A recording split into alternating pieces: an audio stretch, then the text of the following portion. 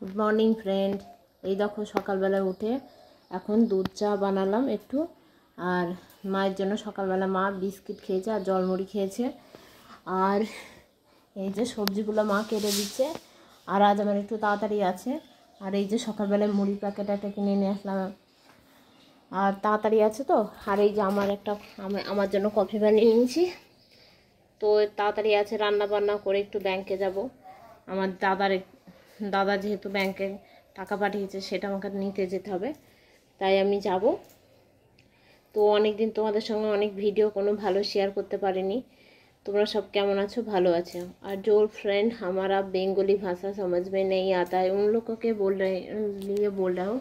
अभी मेरा मम्मी घर में सब्जी काट रहा है, और ये मेरा मम्मी है। और मम्मी के लिए भी कॉफ़ी दूध चाय बना लिया, और मेरे लिए कॉफ़ी। ये खा के मैं ही पीकर मैं अभी किचन में जाऊंगी और खाना बनाऊंगी, घर का सफाई करके बाहर निकल जाऊंगी। और इसको आपका उधर क्या बोलता है पता नहीं है, हमारा इधर तो मुड़ी बोलता है। ये चावल से बनाना पड़ता है इसको।